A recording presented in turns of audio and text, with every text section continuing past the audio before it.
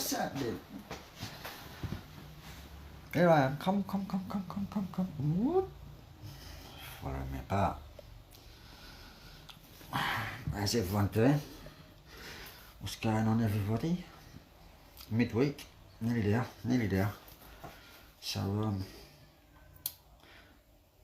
thought I'd do another video for you guys. Can you let's shut that.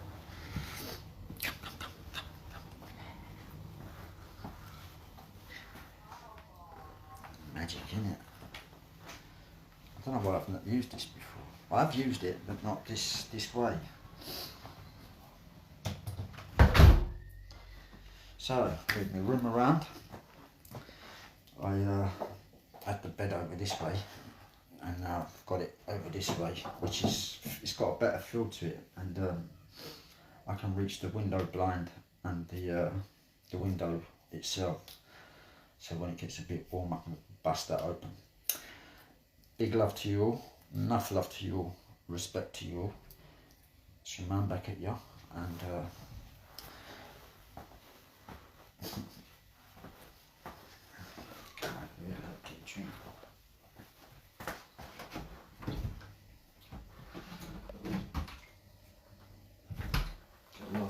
you got lost. I eat from you.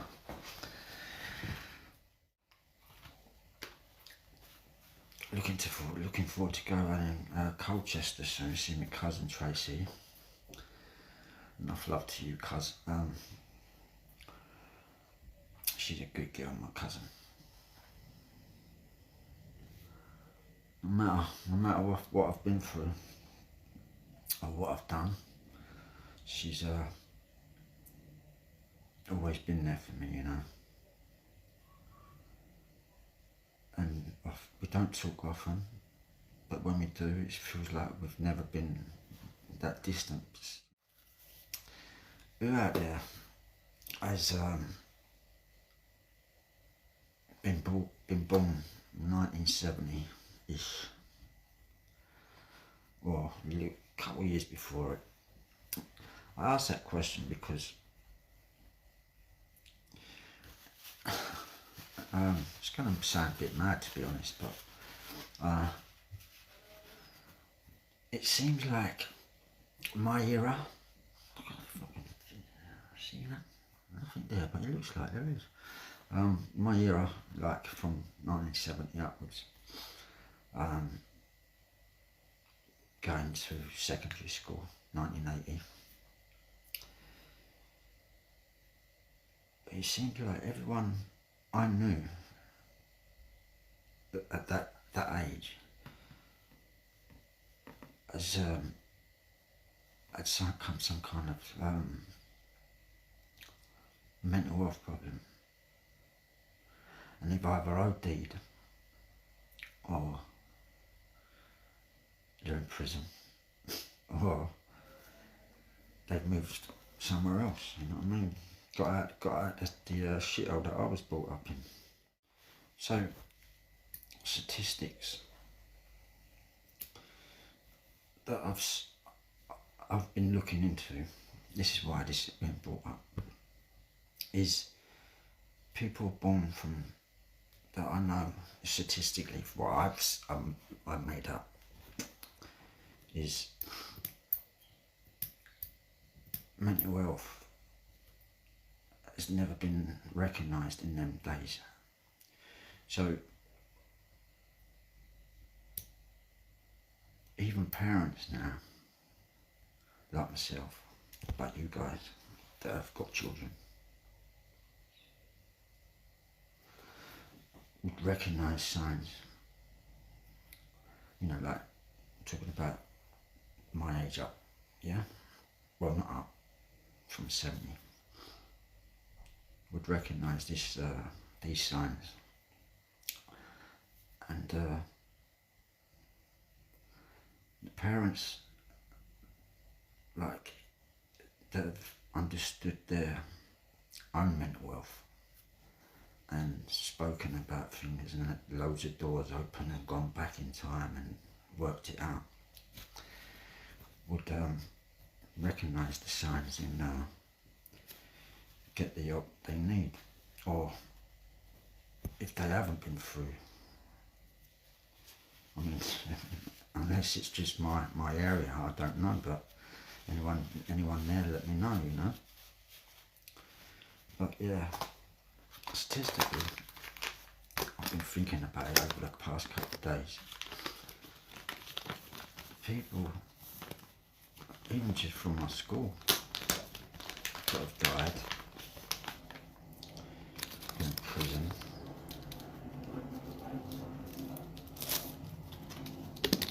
or got lucky and jumped out the ghetto.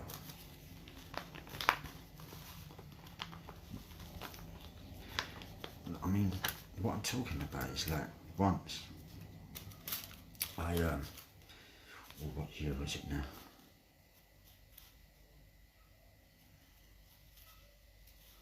It was 98 or something like that.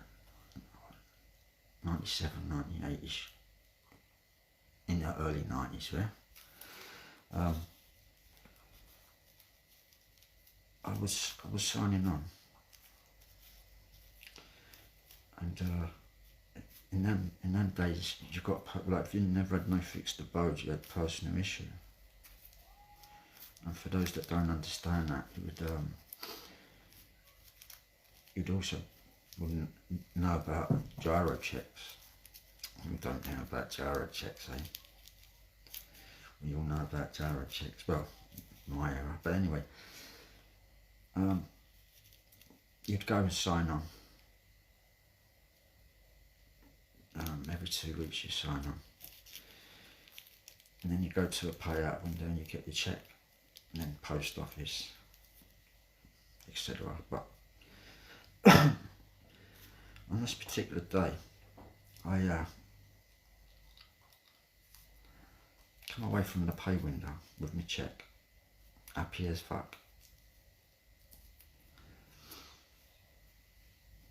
And I'm getting to the entrance, CID from everywhere, on me. Like, what the fucking hell's going on here? So they've took me into the foyer area, you know, like the main entrance, foyer, the offices. And they're like, we want to question you for rape and murder. I'm like, what the fuck? Rape and fucking murder? You got the wrong dude, mate. So no, we want to question you about it.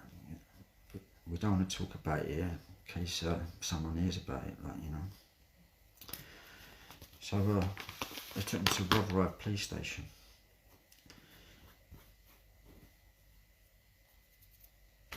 Put me in a cell for questioning, yeah? Put me in a fucking cell questioning. Don't you laugh, eh? You know, even the police, you know, categorised you, labelled you, labelled you. But then, I've escaped from the police station before, so probably on the record. But just for questioning, don't make sense. But anyway, they give me a swab, and they asked me about this person, Richard White. He had actually been caught for it, and he had an accomplice, co-defendant. But they've not caught up with him or name or anything. So what had happened was, he actually, them two had actually done a burglary, and the person inside was in bed.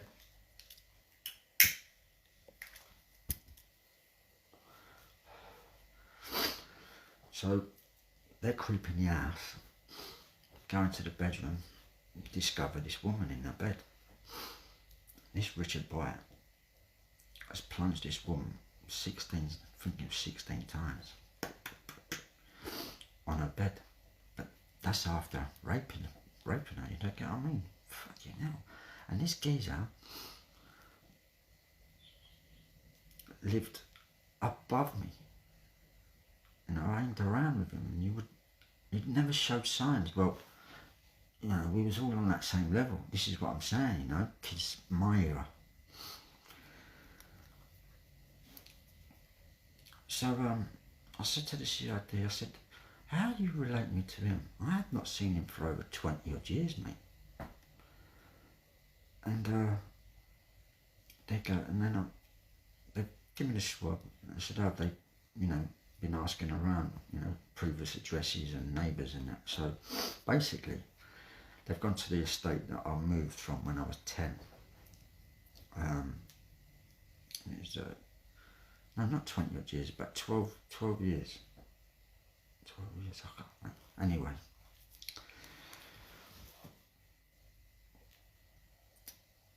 I think it was about 20 odd years, you know. I can't really remember, it's a fucking while ago, you know. But, so they've gone to the neighbours that are still on the estate, that have remembered me, remembered Richard and our little clique.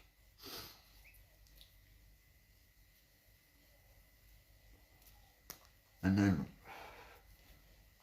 ticking off the names, like, you know.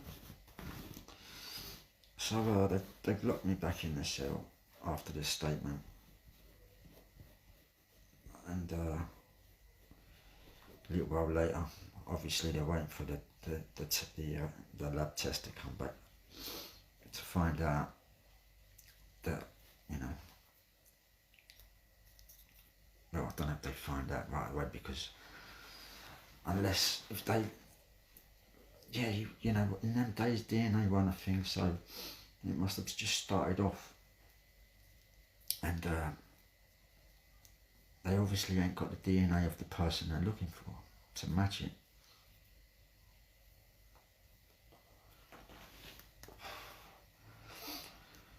So a little while later, they let me go.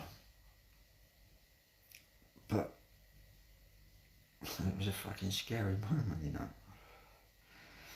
So he was one of these geezers that he would stick to the close-knit friends, you know. So for the rest of my life, I've always been wondering who that other person was. So, you know, mental health wasn't recognised when we were kids. So therefore, did you read that point? Anyway, wasn't recognised, yeah? That was a message came through, but it made the screen go like funny. So, as I was growing up, I was just considered to be a tearaway, you know?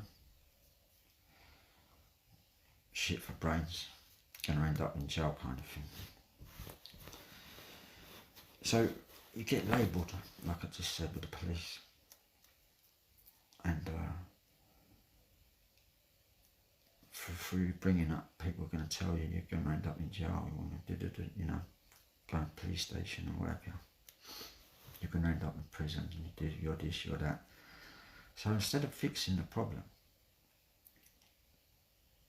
they're convincing me, and I can imagine everybody has been through this. You end up psychologically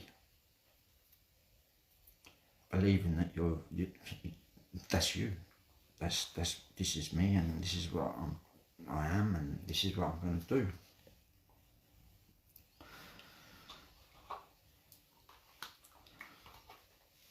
So from an early age, I was suffering through PTSD from the age of 4 years up, 3 years up, not sure. I know it was. And what happened was my mum, the kettle was boiling.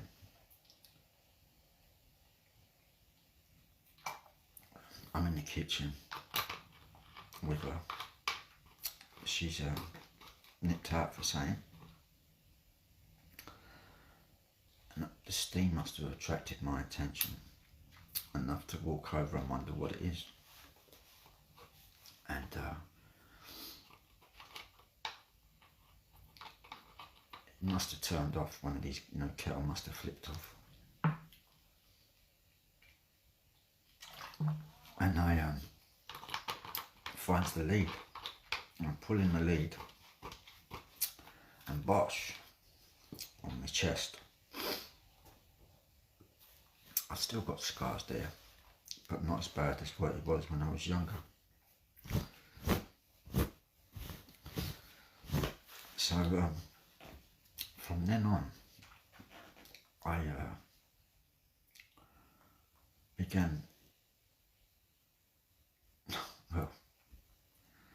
so I go to the hospital, spend time in hospital.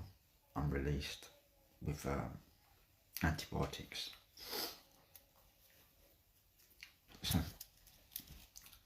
I start taking these antibiotics. I start hallucinating. Earwigs down my back, I'm screaming proper. Spiders going up the walls, everything proper. Scary trips, man. So it turned out I was allergic to penicillin. Luckily, some people can die. So yeah, I ended up growing up from 4 upwards.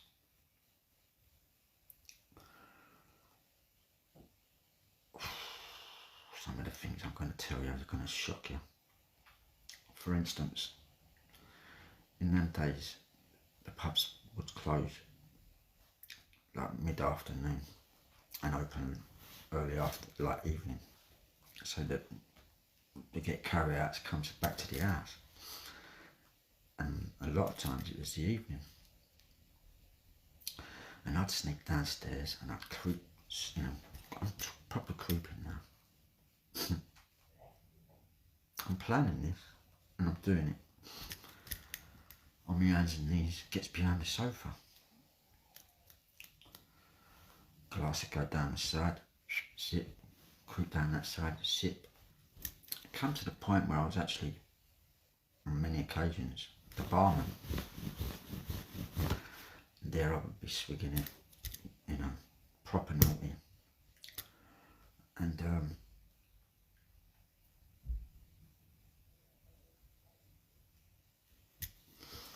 so from 4, 5, 6, 5 or 6-ish, I'm now elevating into stealing for no reason at all most of the time. And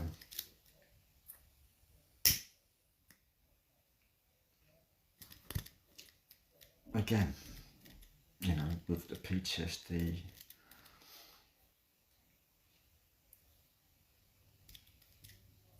later on in life, but we're not going to go there yet. We're still back 74, 75, 76-ish. And on another occasion, a relative or a friend of my dad's comes round on a motorbike. He gets off the bike, goes in the house. I go, touch the exhaust pipe. So there's been a lot of trauma, and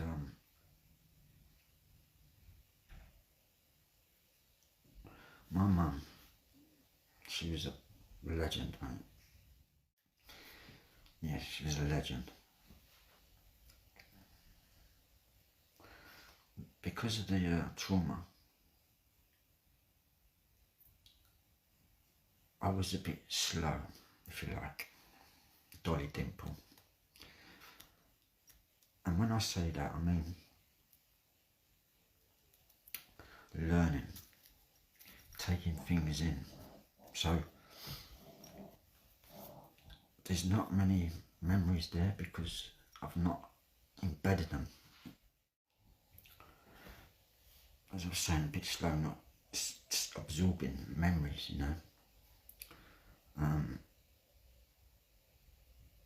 I'd get up just wonder. And not even thinking about what I'm doing. Once I just wander in my pyjamas. Can't remember how old I was. But the door was so my mum's come down and see me walking down the street. Come and got me like, what are you doing, what are you doing? It's you. So, from that age of 6, I was smoking cigarettes, I was drinking alcohol, I was stealing. I mean, if I saw it and wanted it for what reason, I don't know, but I was stealing it. So, we're at age 6. I'm going to stop it here just now because I don't want to do these videos too long. But come back with another one from say 6 upwards. And it does get a bit deep, you know, so come back. But yeah, I'll leave you with that thought, and I'll see you soon. And like I say, everybody, baked potato. See you later.